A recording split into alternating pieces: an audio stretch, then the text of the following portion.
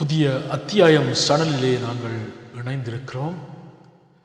நேற்றைய நாளிலே சாத்தான் குல கொலை வழக்கிலே தந்தையையும் மகனையும் கொன்ற அந்த கொடூர மிருகங்களுடைய அந்த கொலை வழக்கிலே நீதிபதி அவர்கள் சரியான தீர்ப்பை அவர்களுக்கு வழங்கியிருக்கிறார். என்னென்று சொல்லப்போனால் அவர்கள் இவ்வளவு பேருக்கும் இவ்வளவு பேரும் குற்றவாளிகள் என்று தீர்ப்பு வழங்கப்பட்டிருக்கின்றது.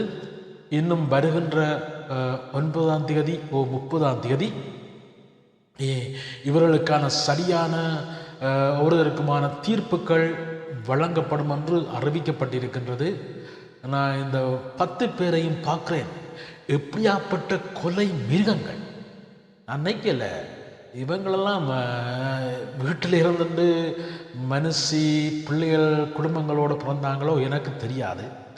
இவங்களுடைய பிள்ளைகள் மனைவிகளெல்லாம் எப்படி இருக்கிறாங்களோ எனக்கு தெரியாது. நான் அதை பற்றி கதைக்க விரும்பலை. இவங்களை பார்க்கும்போது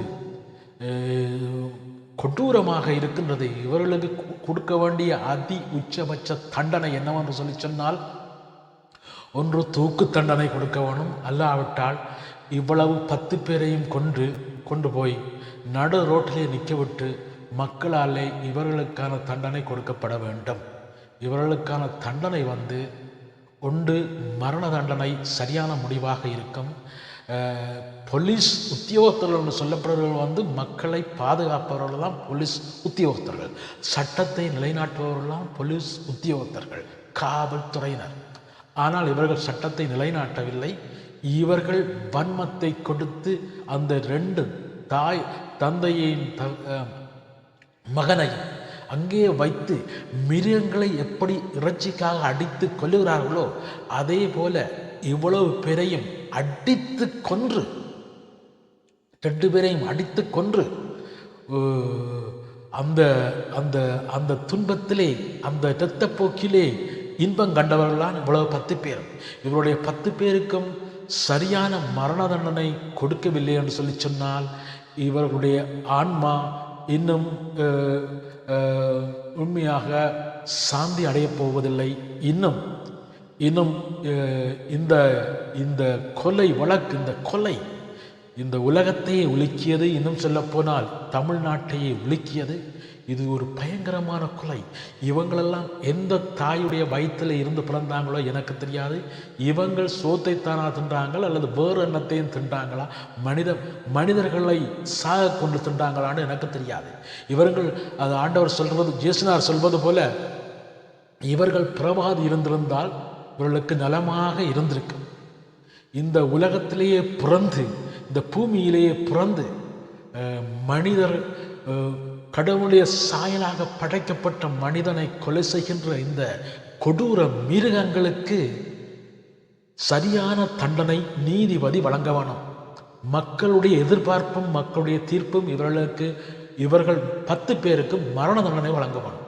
இந்த மரண தண்டனை கொடுக்கும்போது தான் இந்த இப்படியான கொலைகள், இந்த குற்றங்கள் எல்லாம் நீக்கப்படும். இன்றைக்கு பார்க்க போனால் அஜித்குமாருக்கு நடந்தது போல அஜித்குமாருக்கு இதை மாதிரித்தான் 5 காவல் மிருகங்கள் ஒரு களவு எடுத்ததற்காக அவன் களவு எடுக்கவே இல்லை.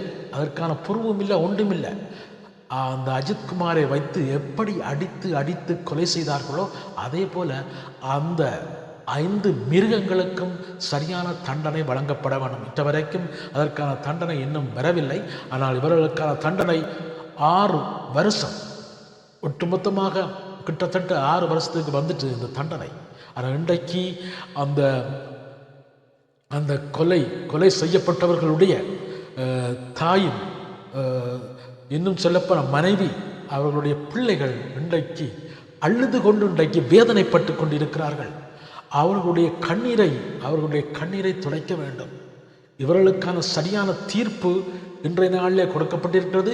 இன்னும் சில நாட்களிலே நான் நினைக்கிறேன் இவர்களுக்கான சரியான தண்டனைகள் வழங்கப்பட போகின்றது. ஆனால் இவ்வளவு பேருக்கும் ஒட்டுமொத்தமாக பாரபட்சம் இல்லாமல் இவ்வளவு பேருக்கும் சரியாக மரண தண்டனை வழங்கப்பட வேண்டும்.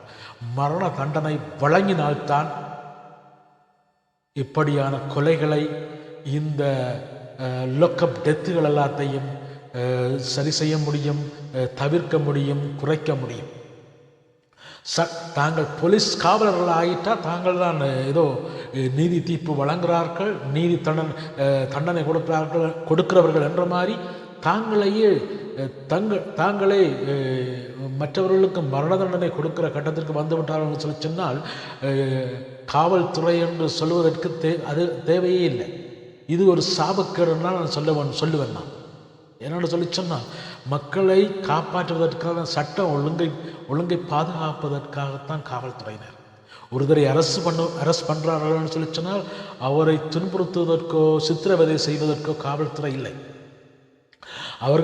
அவர்களுக்கான சரியான டாக்குமெண்ட்ஸ்களை எடுத்து இந்த அப்படிப்பட்டிருக்கான்னு சொல்லி கோர்ட்ஸ்லே பாரப்படுத்த வேண்டியதுதான் அவர்களுடைய கடமை ஒழிய நீதிமன்றம் அவர்களுக்கான தீர்ப்பை வழங்கி கொள்ளும். ஆனால் அப்பாவிகளை கொன்று கொலை செய்தவர்களுக்கு மகனம் அப்பாவிகள், ஒன்றுமே செய்யாதவர்கள், அவர்களை கொண்டு போய் வேணுமென்று கொலை செய்த இந்த துரோகிகள், இந்த கொடூர மிருகங்களுக்கு மரண தண்டனை தீர்ப்பு, தூக்கு தண்டனை தீர்ப்பு வழங்க வேணுமே ஒழிய வேறொரு தீர்ப்பும் இவர்களுக்கு வழங்கக்கூடாது.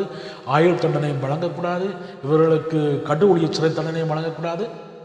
சட்டத்தின்படி இவர்களுக்கு மரண தண்டனை தவிர வேறொன்றும் இவர்களுக்கு வழங்கக்கூடாது.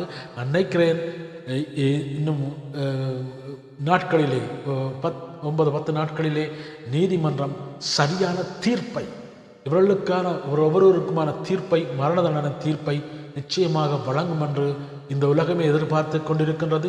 இன்றைக்கு தமிழகமே எதிர்பார்த்து கொண்டிருக்கின்றது என்று நான் இந்த வேளையிலே கூறிக்கொண்டு, நான் இப்படியான கொலைகளுக்கு இப்படியான தண்டனை வழங்கினால்தான் இந்த கொலைகளை, இந்த லொக்கப் டெத்துகளுக்கு சரியான முடிவு கட்ட முடியும். நன்றி.